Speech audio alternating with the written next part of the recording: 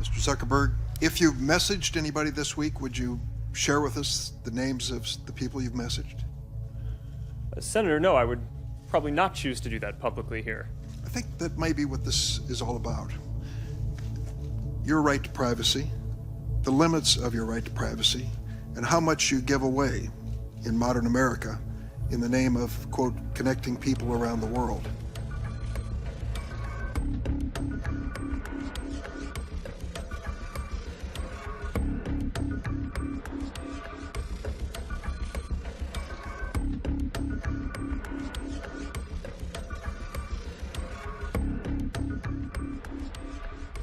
Tonight here, a warning about Facebook and what some believe it's doing to kids. The warning comes from two of the company's earliest executives. We kind of knew something bad could happen.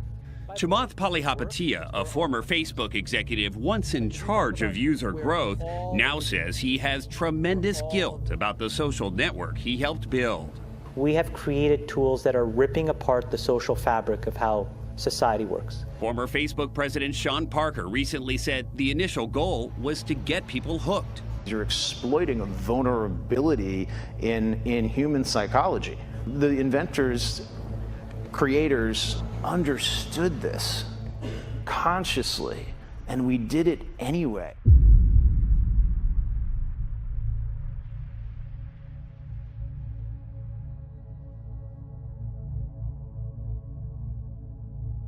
People need to hard break from some of these tools and the things that you rely on. The short-term dopamine-driven feedback loops that we have created are destroying how society works. No civil discourse, no cooperation, misinformation, mistruth. Bad actors can now manipulate large swaths of people to do anything you want.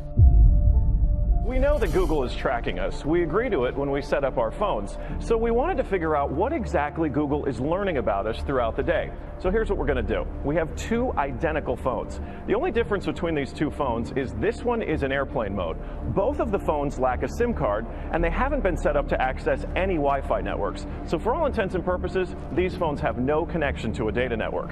We're going to keep them with us throughout the day. And while I travel around DC, we're going to figure out just what Google is finding out about me. Our tour around town was a 14-mile journey that lasted more than an hour. The entire time, the phones had no access to the internet. Oh my goodness. Not a Wi-Fi connection and not any cellular data service. It almost seemed quaint to assume that Google wouldn't even be able to collect data on me. Both of our phones, exactly how we left with them. So let's find out what they know. This is our man-in-the-middle device. It's basically a Wi-Fi network that these phones are going to connect to once we turn their Wi-Fi on. It's going to pass data through it on the way to Google, but on the way, we're actually going to get a copy of the same data that Google's going to get. We'll be able to decrypt it and then find out where we've been throughout the day. Within minutes, the numbers rolled in. The phone that wasn't on airplane mode registered more than 100 locations, 130 activities, and even 152 barometric readings. As soon as it hooked up to our Wi-Fi, it transmitted 300 kilobytes of data straight to Google. The phone even logged our exact locations, tracking us all around town, the Capitol, the hospital, the school, and the cathedral. Now you may notice what's missing here is the exact route that we took, but it got that data too. It knows when I got out of the car. The metadata has a time log down to the very second, tracking everything when they think that you're walking, riding, and yes, even getting out of the car. Okay, so you're thinking, this isn't a big deal. I'll just put my phone in airplane mode. Yeah, we thought of that too. This is the other phone that we had with us that no SIM card also remained in airplane mode the entire time. Let's see what kind of data it captured. The phone with airplane mode activated actually logged more locations and activities than the other phone, and it also transferred hundreds of kilobytes of data to Google as soon as it was activated. The only thing that's missing from this map is our stop at the Children's Hospital, but it still knows we were there. There it is. Exiting vehicle, 100% accuracy. Through complicated user agreements and free software, Google gets users to sign away their privacy for nothing.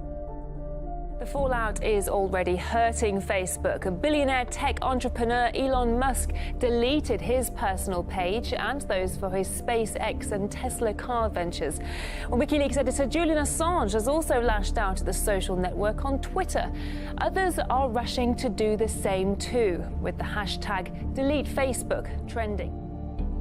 So when significant stress starts to show up in their lives, they're not turning to a person, they're turning to a device. They're turning to social media. They're turning to these things which offer temporary relief. We know, the science is clear, we know that people who spend more time on Facebook suffer higher rates of depression than people who spend less time on Facebook. 1 billion of us own a smartphone, and we know how addicting it can be. One former Google employee says this is no accident. Indeed, it is by design. Have you noticed if you ever log into Twitter, as an example? So there's an extra delay that you don't know how long it's going to take. It's between 2 and 3 seconds, where the number of new notifications on Twitter you have. So why is that there? Well, it makes that into what's called a variable schedule reward. It's like a slot machine. So you're playing the slot machine, and there's a time delay, and in that time delay, your anticipation's building, and then you get to see how many notifications I get. And so you become more addicted to checking it again the next time. It sounds like there's just a lot of sort of trickery going on here. I call it the race to the bottom of the brainstem to, get people's attention at all costs. Never before in history have 50 mostly male 20 to 35-year-old designers living in California working at 3 tech companies influenced how 1 billion people spend their time. In a 2009 interview with the longtime CEO of Google, Eric Schmidt, who, when asked about all the different ways his company is causing invasions of privacy for hundreds of millions of people around the world, said this. He said, "If you're doing something that you don't want other people to know, maybe you shouldn't be doing it in the first place." Now, there's all kinds of things to say about that mentality. The first of which is that the people who say that privacy isn't really important, they don't actually believe it. The very same Eric Schmidt, the CEO of Google, ordered his employees at Google to cease speaking with the online internet magazine CNET after CNET published an article full of personal, private information about Eric Schmidt, which it obtained exclusively through Google searches and using other Google products. This same division can be seen with the CEO of Facebook, Mark Zuckerberg, who in an infamous interview in 2010 pronounced that privacy is no longer a, quote, social norm. Last year, Mark Zuckerberg and his new wife purchased not only their own house, but also all 4 adjacent houses in Palo Alto for a total of $30 million in order to ensure that they enjoyed a zone of privacy that prevented other people from monitoring what they do in their personal lives. When Facebook was getting going, I had these people who would come up to me and they would say, I'm not on social media. And I would say, okay, you will be. And then they would say, no, I value my real life interactions. I value the moment. I value presence, and I value intimacy. And I would say, well, you're a conscientious objector. That's okay. You don't have to participate, but we'll get you eventually. and like, I don't know if I really understood the consequences of what I was saying. So, before we move off this privacy thing, can you explain what this instant personalization thing was that you did and why you did it and what's the value of it to your users? Maybe I should take off the hoodie. Take off the hoodie. Go ahead. You want to? You want? Go ahead. Here. Can you get someone?